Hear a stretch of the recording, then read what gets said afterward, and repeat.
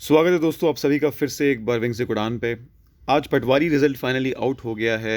142 post थी और बहुत टाइम तक ये प्रोसेस चलता रहा। बीच में से इसका उर्दू कंपलसरी एग्ज़ाम भी हुआ, फाइनली रिटर्न और बाकी सब चीज़ें होने के बाद आज ये रिज़ल्ट आउट हुआ। नंबर ऑफ पोस्ट कम थी बट क्योंकि पुरानी पोस्ट थी और बहुत सारे लोग जो हमसे पहले से एसोसिएटेड थे वो इससे जुड़े हुए थे, तो कहीं ना कहीं हम भी इसके साथ लगातार लोगों से कॉन्टैक्ट में थे और उन सभी को जो लोग भी सिलेक्ट हुए हैं, हमारे स्टूडेंट्स भी और बाकी लोग भी जो भी सिलेक्ट हुए हैं, सबको बहुत बहुत मुबारकबाद। जहाँ पर हम अपने रिजल्ट्स वगैरह भी आपको बताएंगे, बट साथ ही साथ मैं आपको ये भी बताऊँ, जब भी रिजल्ट आता है तो कई सारे ऐसे लोग भी हमारे दोस्त होते हैं, हमारे भाई होते हैं, हमारे स्टूडेंट्स होते हैं जिन्होंने बहुत मेहनत की, लेकिन उसके बाद भी उनका इस लिस्ट में नाम नहीं आया। हमारे ही एक बहुत ही क्लोज स्टूडेंट हैं जो इसके साथ बहुत लगातार प्रिपेयर कर रहे थे। वो कंपेरेटिवली बाकियों से, जो मैं हमारे स्टूडेंट थे उनसे मुझे लगा कि ज़्यादा मेहनत उन्होंने की थी नंबर ऑफ़ आवर्स में, लेकिन नहीं हो पाया उनका, तो उनका मुझे बड़ा दुख है। और आपके साथ और भी बहुत सारे लोग ऐसे होंगे जिन्होंने अपना बेस्ट दिया होगा बट वो नहीं हो पाए। तो सबसे पहले तो मैं आप लोगों को बताऊं, इससे पहले कि मैं आपको अपने रिजल्ट बताऊं और ये बाकी चीज़ें करूं, मैं पहले ये बताऊं आपको कि ये चीज़ चलती जाती है और एग्ज़ाम्स होते रहते हैं। मैं स्टार्टिंग से बोलते आया हूं, an exam can not decide your worth.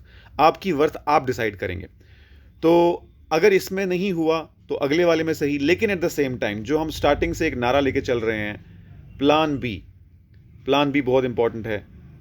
अब एक आपने हमारा वीडियो देखा होगा, पंचायत सेक्रेटरी का जय, तो फिर VLW उसको बोलते हैं। उनमें हमारे एक स्टूडेंट थे जिन्होंने बोला कि मुझे 11 साल हो गए, मैंने 11 साल पहले एग्ज़ाम देना शुरू किया और 11 साल बाद मेहनत हुई। Definitely I am very happy कि उन लोग उनकी फाइनली सिलेक्शन हुई, लेकिन ये बात जानना भी ज़रूरी है कि उनके साथ ऐसे भी बहुत सारे लोग थे जिनकी इतनी ही लंबी जर्नी थी, लेकिन उसके बावजूद भी अभी वो नहीं हो पाए हैं। कभी कभार किस्मत का भी रोल होता है, इसलिए आप जहाँ पर एग्ज़ाम के लिए प्रिपेयर कर रहे हैं अपना बेस्ट दो, बट प्लान बी के लिए भी प्रिपेयर करो। सिर्फ ये मैं कहता रहूँ कि अगले वाले एग्ज़ाम के लिए और अगले वाले एग्ज़ाम के लिए और अगले वाले एग्ज़ाम के लिए करते रहो और अपना फाइनेंशियल इंडिपेंडेंस के लिए कोई बैकअप ना रखो, तो वो एक गलत बात होगी। एज ए इंस्टीट्यूट वो हम गैर जिम्मेदार तरीके से आपको बता रहे होंगे। तो खैर, जिन लोगों का नहीं हुआ, डोंट लूज़ हार्ट, अपनी मेहनत जारी रखो, ना सिर्फ एग्ज़ाम में बल्कि अपने अलग फाइनेंशियल इंडिपेंडेंस वेंचर्स में भी। इसकी बात हमने स्टार्टिंग से की है, करते आए हैं और करते रहेंगे। तो आज की फिर रिज़ल्ट के बारे में बात करते हैं। ये जो रिज़ल्ट है ये आपको हमारे डिस्क्रिप्शन बॉक्स में लिंक दिया हुआ है ऐप का, वहाँ से भी मिल जाएगा। हमारे टेलीग्राम का भी डिस्क्रिप्शन बॉक्स में लिंक है, वहाँ से भी मिल जाएगा। तो वहाँ से आप इसको डाउनलोड कर सकते हैं।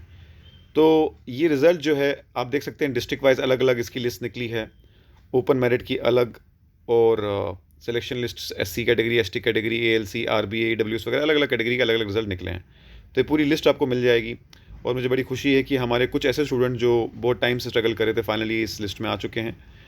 मैं आपको बताऊं एक बात कि जहां पर ये वाली लिस्ट की बात है, अब एक और मसला जो है वो है ओपन मेरिट वालों का मसला। इस बार अब से जो पोस्टें आ रही है नई वाली पटवारी, न्यू पटवारी और तहसीलदार की, वहाँ पर एक मसला और खड़ा हो गया है, वो है ओपन मेरिट का।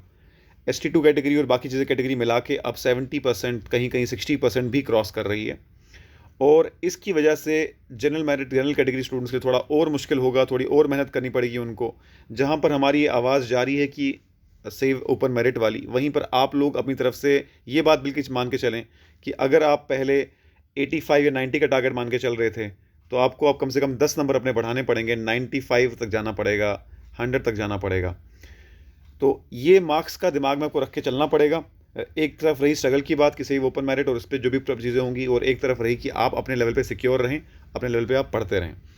तो दोस्तों, नई पटवारी, नई नायब तहसीलदार की पोस्टें भी आने वाली हैं। जिन लोगों का इसमें नहीं हुआ वो उसकी तरफ भी देखें, और जिन लोगों को बहुत एग्ज़ाम में टाइम हो गया है, लेट्स से आपको 3+ ईयर्स हो चुके हैं एग्ज़ाम प्रोसेस में, तो मुझे लगता है कि अब आपको एक एग्ज़ाम की तैयारी तो करते रहनी चाहिए, बट एक प्लान भी सोचना चाहिए।